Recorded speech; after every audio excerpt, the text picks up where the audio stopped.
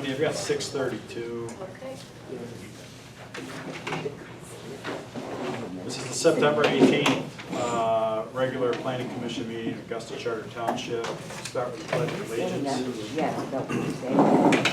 I pledge allegiance to the flag of the United States of America and to the republic for which it stands, one nation, under God, indivisible, with liberty and justice for all.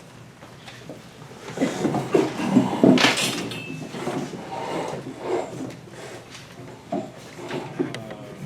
right, roll call. Albers, Here. Hall, Present. Yerk here, Hamel, Here. Witt, Here. Spence, here, Wolf, absent. Item number 4, approval of the agenda. Are there any additions or changes to the agenda? Commissioner Albers, did you have something? To talk about the resolution? Yeah. We gotta walk this out to the agenda. Okay, yes, I would like to add the CREO resolution to the, I don't know if I'm saying it Okay. correctly. Yeah, that's fine. So you're making a motion to add that resolution to the agenda as item 7I. Are there any other changes or additions to the agenda? So I think we have a motion from Commissioner Albers to add the resolution to the agenda as item 7I. Would it be I or your H? No, H is, there's already an H on the back. Oh. Yeah. Okay. I'll second it. So we have a motion by Albers. Second. For support. Sorry, we had support by Hamel. Okay. All right, roll call, Albers, Yes. Hall, Yes. Yerk, yes, Hamel, Yes. Witt, Yes. Spence. Yeah. Motion carries unanimously. Item number 5, approval of the minutes from the August 21, 2024 regular planning commission meeting. Are there any comments, changes, additions to those minutes? All right, hearing none, I entertain a motion. Some motion for approving the minutes. Motion by Hamel, is there support? Support. Support by Commissioner Spence. Roll call, Albers, Yes, I accept. Hall, Yes. Yerk, yes, Hamel, Yes. Witt, Yes. Spence. Yes. Motion carries unanimously. Public hearings, we have none, so we move on to business items. I think we have to take action on these individually, but grouping items 7A through G together. Mr. Pizzotti, is that correct? Pizzotti, sorry. That's okay. Is there anything you'd like to say, introduce these? Yeah, so we received, I believe it's 7, I 8, think. I think it's 7 or 8. Let me see, 1, 2, 3, 4, 8. So 8 farmland preservation applications from the applicant. They're all from him. And the only criteria that we look at for this program is it's where the owner enters into agreement with the state to dedicate a certain portion of lands to agricultural purposes for the minimum, I believe, is 10 years. And then once that has been enacted, the only way that that land can be used is for, again, agricultural purposes and can't be developed for anything else. So the criteria we look at needs to be one of 3, that is being if the parcel is larger than 40 acres and a minimum of 51% of that land is agriculturally active. The second one is whether the parcel is at least 5 to 40 acres in size with the 51% in active agricultural activities. And where the land produces an annual income in excess of $200 per tillable acre. And then the third criteria is the parcel has been designated as a specialty farm by the Michigan Department of Agriculture, is a minimum of 15 acres, and has a gross annual income exceeding $2,000 per year. After looking over the applications, we feel that all parcels meet at least one of these criteria, which is grounds for approval, so we're recommending you as a planning commission to approve these applications as presented, to send it on to the county and then the state. All right, thank you. Is there anyone here representing the petitioner tonight? I am the petitioner. Okay, is there anything you'd like to add at this point? I don't believe so. I think they're fairly straightforward as mentioned. I do believe the minimum time is 7 years. Just for reference, well, my understanding is that you can develop it within 7 years, but you would have to pay the back tax savings. But anyways, but yes, no, that's nothing else to add. All right, thank you. Since these are all individual petitions, we're gonna have to take action on them individually. However, since they're all the same petitioner, I think we can discuss them all together. We had one presentation, applies, indicated that they meet the criteria. Is there any questions or discussion? Yeah, well, why just 10 years? Why not more or less than if it's 7? Why'd you pick 10? The reapplication process, as I understand, is fairly easy. 10 years is a fairly low commitment. Okay. And I think in the past, Commissioner Spence, we've had a number of these That, guys here that seems to be, The normal amount. yeah, kind of, for this from memory, I can't say with 100% certainty, but from memory, it seems like most of them, when they come, they're 10 years. So, are there any other questions or discussion? Well, my question is how, so do we have to go how many acres per, or do we just do total acres? I mean, does it really matter? I mean. Well, yeah, I mean, when we take action, there's nothing we have to say about the acreage. You would just say you recommend approval for the application, PA-2401 Right. through 8. And then Right, because he's indicated the criteria, there were one of 3 criteria it had to meet. He's indicated that each parcel meets one of those criteria.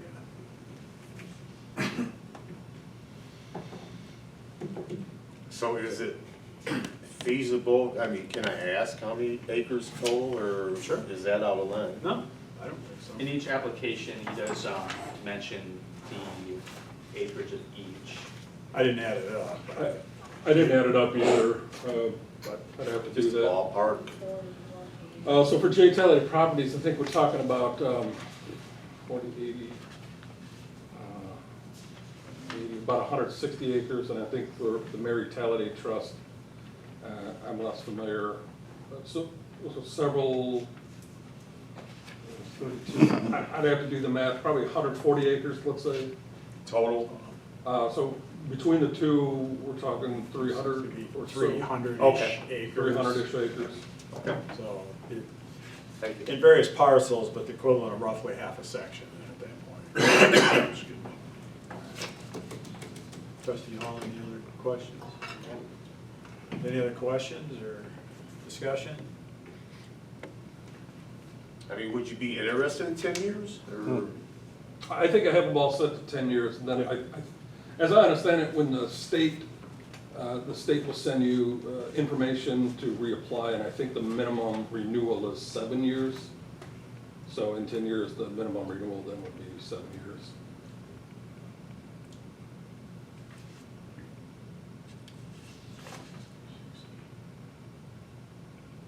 Yeah, the acreage was here in the summary, and just quick math, it looks like you're in the ballpark, around 300 acres, give or take, so.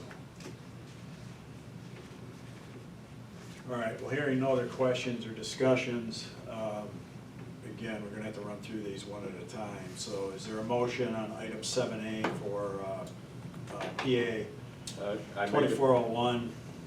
I make a motion, PA-2401, Is there support? just, yeah. Support. Support by Commissioner Spence.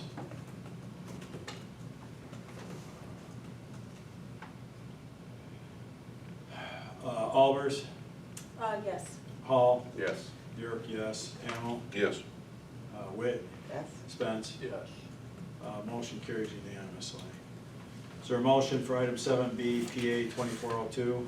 I make a motion, PA-2402, to, can I say, accept? To approve. To approve. I'll support it. Support by Commissioner Spence. Roll call, Albers, Yes. Hall, Yes. York, yes. Hamel, Yes. Witt, Yes. Spence, yes. I make a motion, I'm sorry, Spence. Yes. Yes, all right, so the motion carries unanimously. Motion for item 7C, PA 2403. I make a motion for PA-24-03 to approve. Support. Support by Commissioner Spence. Albers, Yes. Hall, Yes. York, yes. Hamel, Yes. Witt, Yes. Spence. Yes. Motion carries unanimously. Item 7D, PA 2404. Is there a motion? Anybody else want to do it? I'll make a motion to approve 2404. I'll support it. Support by Witt. Albers, Yes. Hall, Yes. York, yes. Hamel, Yes. Witt, Yes. Spence. Yes. Motion carries unanimously. Item 7E, PA 2405. Is there a motion? I'll motion for approval of PA 2405. Motion by I'll Commissioner Hamel, support it. support by Commissioner Witt. Albers, Yes. Hall, Yes. York, yes. Hamel, Yes. Witt, Yes. Spence. Yes. Motion carries unanimously. Item 7F, PA 2406. Is there a motion? I'll motion for PA 2406 to be approved. All right, is there support? I'll support it again. Support, motion by Commissioner Hamel, support by Commissioner Witt. Albers, Yes. Hall, Yes. York, yes. Hamel, Yes. Witt, Yes. Spence. Yes. Motion carries unanimously. Item 7G, PA 2407. Is there a motion? Oh, what the heck. PA 2407, I'll approve it. Okay, motion by Commissioner Hamel. Is there support? I'll support it. Support by Commissioner Witt. Albers, Yes. Hall, Yes. York, yes. Hamel, Yes. Witt, Yes. Spence. Yes. Motion carries unanimously.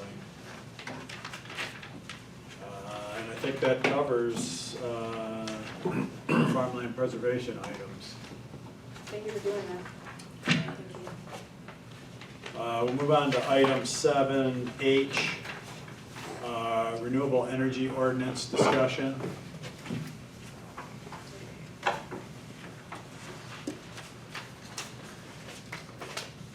Do you have anything you'd like to introduce, please? Yeah, so what you're gonna be reviewing today are draft ordinance revisions to section 6.25, your large energy solar systems ordinance, as well as section 6.26, which are your standards for wind energy conversion systems. Both of these ordinances are to provide regulations for energy systems outside of nameplate facilities, which is those 50 megawatt and over facilities that are now gonna be regulated by the state. And what these will do is, if required by the Planning Commission and Board, it'll provide regulations for anything below that. They'll have to come to you guys for site plan review to meet all the standards that are within these ordinances, as well as site plan review. And it'll be up to your discretion on what you wanna add, what you wanna change. If there's any questions you have, I'm more than happy to answer that. And other than that, I think, based on Laura's memo here, there was conversation about adopting a CREO possibly. So if there's any questions with that, I'd be happy to help as well.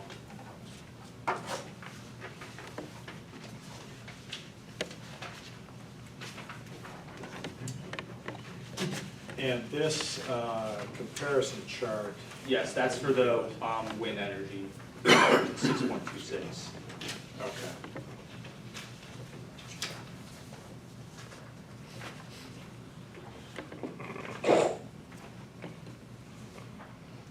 main change with 6.25, as you see, is adding energy storage facilities, which are those battery storage developments that we're seeing more of kind of popping up. So it'll hold those battery storages to the same regulations as the large-scale commercial solar farm as well.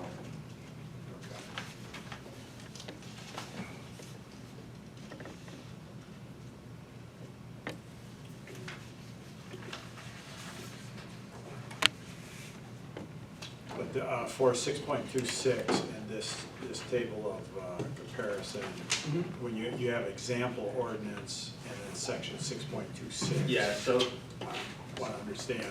yeah, the example ordinance is what Commissioner Albers provided to us over email. It was, I believe, from Riley Township or by St. Clair. And these are just kind of jump starters for some discussion. So based on that ordinance that was provided and then what we currently have, I've highlighted what regulations are. Restrictive might be a more kind of an intense term, but more protective, I would say. So if you guys feel like what is in the ordinance from Riley Township, you want to incorporate that into 6.26, we could discuss that, and me and Laura can go back and make those changes for you guys next time. Okay. All right, well, I'll open it up to the commission for discussion. So, okay. So for me, maybe what would be helpful for me is to kind of go through the ordinance from the other township, and then you can answer the questions. Because I think there's something on here like rollerblade width, I'm not sure that I see that here. Yeah, those are just the main things. I didn't go every sentence, but those are the main things that I came with. But if you guys have other concerns, I could definitely add those. We can talk as a meeting. Sure. So, well, the general standards on the example I provided, the minimum distance between the ground and any part of the rotor blade, okay, so that's this one, the 10 feet. Yes. Yours is 25. I personally, I mean, I don't think it's any secret, like I would prefer the restrictive, so for me, I'm fine with 25 feet of that. Between the ground and any part of the rotor blade must be at least 10 feet, you say 25. I don't know if there are any engineering issues. I don't know if anyone else on the board knows. There'll be a problem with from 10 to 25 feet.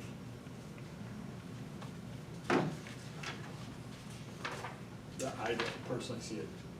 It seems like a preference. That one particularly seems like a preference. Okay. Yeah. And it may be, depending on what model and the scale of the wind facility that's proposed, maybe they use different heights turbines and then maybe they have different size blades. So I can do a little bit more research into that and maybe see if we can find some middle ground. But as of right now, the 25 is what we have. And that's from grade to the typical grade is for what I interpreted that as. It's under section grade clearance number 10E. Is that yours? This is from ours, 6.26.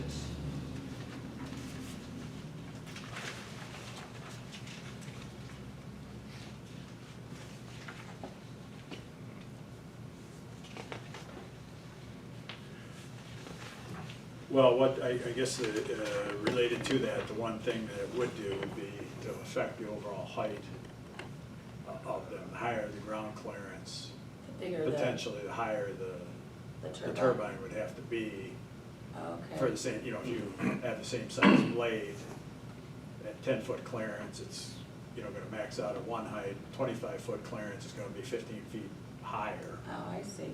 Well, then we So- really wouldn't want that. Yeah. Probably not. And not, with more consideration, probably not.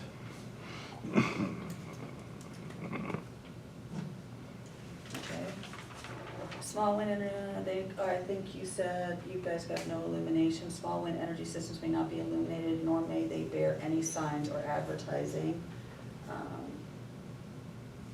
So I think the preference would be to no advertising, no illumination.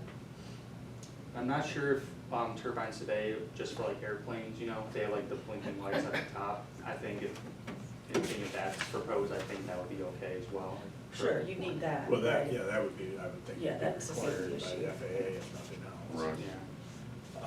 I assume, so I guess that was a question I had with no form of illumination. Does that mean like some kind of a, basically a yard light, you know, mounted 12 feet off the ground on every one of these things or something to? Yeah, you know, if someone wants to just have searchlight just shooting up on the Yeah, tower. yeah, then that probably- I would oppose to.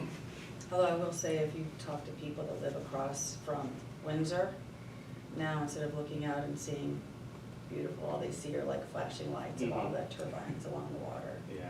Super fun. Okay. Small wind energy systems must have automatic braking, governing, or feathering system to prevent uncontrolled rotation, overspeeding, and excessive pressure on the support structure, rotor blades, and turbine component. Where's that in yours? We have that in.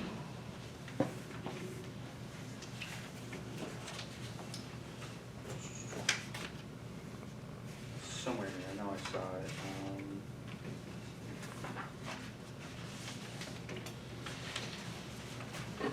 Seems to be a safety issue. Number 10B, controls and brakes.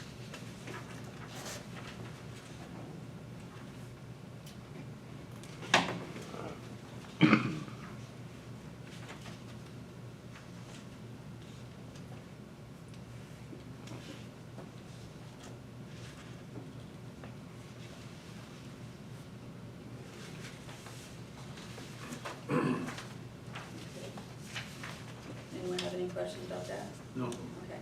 All wiring serving small wind energy systems must be underground. All electrical compartments, storage facilities, wire conduit, and interconnections with utility companies must conform to national, local electrical codes. There wasn't anything I saw in what we have right now, so we can Okay. definitely add that. Yeah, because when we went through the solar, we were looking for underground, everything to be underground, so I don't think we wanted any less. Right. Stringing from one windmill to the next. Okay, so you're gonna change, you're gonna incorporate the wiring components, you're gonna pull that from your side-by-side. Okay. Noise produced by small wind energy systems may not exceed 55 dBA measure of the property line. That is identical to, you've got that, so that's cool. Small wind energy systems must not cause any interference with normal radio and television reception in the surrounding area with any public safety agency or organization, including but not limited to police, fire, ambulance, radio transmissions, or with any microwave communications link. The owner shall bear the cost of immediately eliminating any such interference should any occur, or must immediately shut down the systems or part of the system causing the interference. Where's yours? We have that on number 8F, that should be on page 3.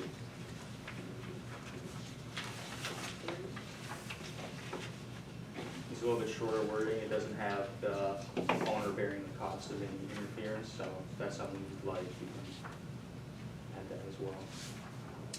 Well, I defer, I mean, you guys worked through the solar thing. It's kind of like what you got with solar, you've got any issues, decommissioning, those types of things, or put in, there's like money set aside and Rangers paying for that. So Right. should we have language in there that talks about that, not putting the onus on the homeowner, but the company that, Yeah, I would agree with that, so unless there's a catch-all, something in here that's sort of a catch-all bullet, that probably should just be listed specifically under F. I'd just like to go back to the security climate prevention. We went through this with the solar too, as far as the kind of fencing, and we did, if I remember correctly, we're not doing barbed wire, correct? Correct. We're not, although the ordinance called for it, Right. we accepted an alternate fencing. And I would like to see the same thing for the wind too as well. So no barbed wire? No barbed wire, yes. We want this still, most likely, these would be out in farmers' fields if they ever do come here. Mhm. So we don't really want it to look like a prison, so. yeah.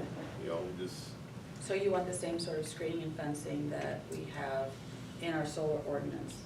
more or less, I mean, you can't, you know, you can't have the same greenery as far as height, because Right, it's, it's gonna be up there. yeah, it's gonna be up there. Right, But I would like a decent looking fence instead of just a fence with barbed wire around it. okay. So you have the solar ordinance, so I would make that match.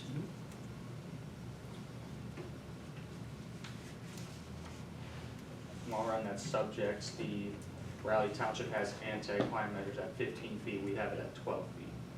So that would be a little bit less, 3 feet, so small. What does that mean, anti-climb measures? Anti-climb measures, People that wanna climb up? if someone somehow does get past the fence and maybe if there's a ladder, you know, you see it on some buildings, there's like a cover over the next couple ladder rungs, so people can't get around it and there's no way to climb it, so that would start at 12 feet rather than 15 feet, which is, so right now we're at 12, so that's closer to the ground than what the Raleigh Township is. Okay, I'm fine with that, so, lowering the anti-climb and then changing the fence wording. I still don't know really if we came to any agreement on bearing the cost. You're gonna look into that? For, Bearing the cost of, if there are any interruptions or interference with the normal radio and TV. It was F on A, F Right. on Riley. yeah, I was agreeing with you Oh, that unless, you know, I quickly glanced through it, so unless there's some kind of, like I say, catch-all bullet where the developer would be responsible for certain costs, Yeah, and unless, specifically on the interference, we'd list it right.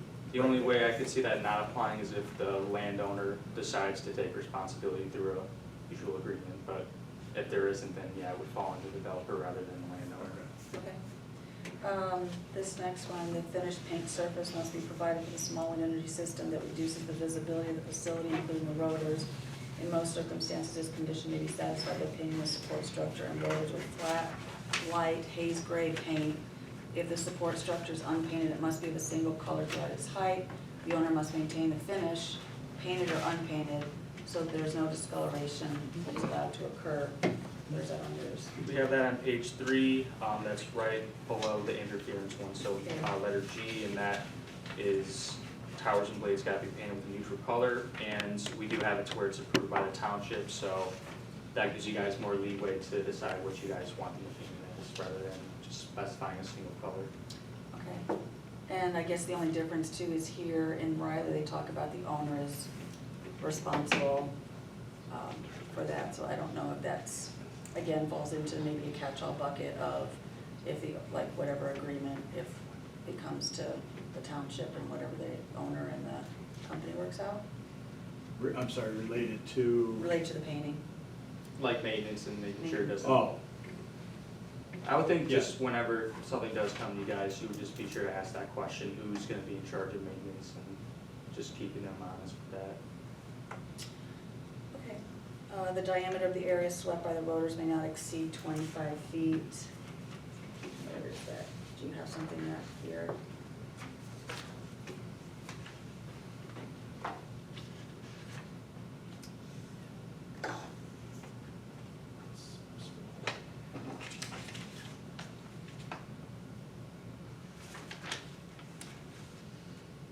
I'm not seeing a diameter as of right now. But I think again that it comes down to what size they want to pose, and I think as long as they're getting height clearance, I think they should be fine.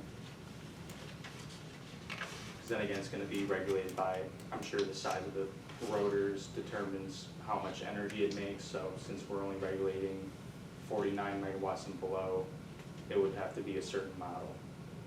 So I think as long as it's being the height clearance and meets the setbacks based on its height, the 1.5, I think it would be okay if we kind of don't look at that too much, if that makes sense.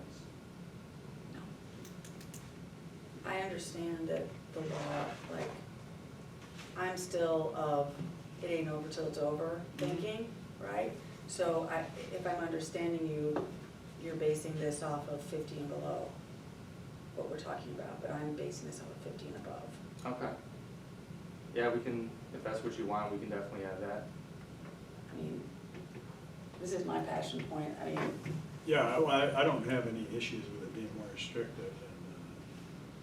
because to me, I mean, this is limiting how tall and big the turbine can be. So I would personally want that in there. Okay. See, it does say that the maximum height can be 150 feet. The height of any unsafe Well, ABS. that's theirs, the ordinance that I proposed was in 80 feet maximum.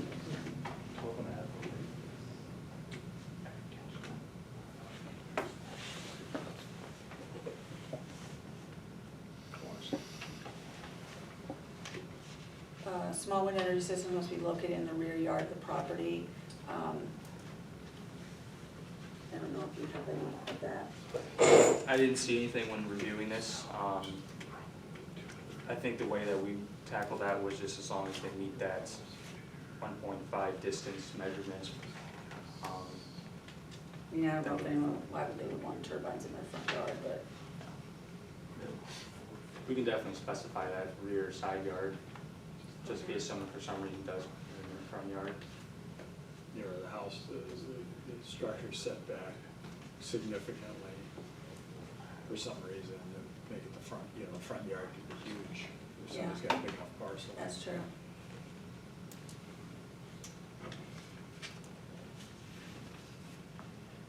Freestanding systems, additional standards, small wind energy systems may not be mounted on a tower detached from other structures on the lot. I think this is maybe this section on the Riley talks about maybe more personal wind turbines. Do you have anything in here that talks about? Right now, there's nothing that we regulate in this for accessory uses, like if someone wanted to put it on their house. That was another talking point I wanted to bring up, too. We want to have that to where, some people put on solar panels on their house. Right? If someone wants to put a small wind turbine.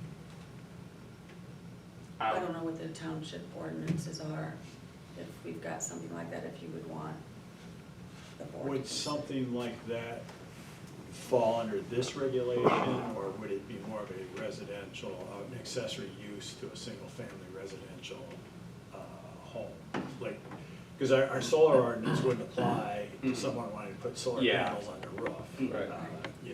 Yeah, I think we can, this addresses more larger scale rather than accessory, but we can definitely add a section that addresses accessory uses. And I'm sure there's building codes that are put in place that regulates those kinds of sources, so we definitely look into that more and provide you guys some language on that next time.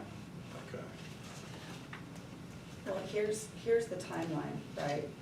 Because my hope was that, and which I was pushing for throughout the summer, was to try and have these conversations like 2 to 3 months ago. So then we would give the board time to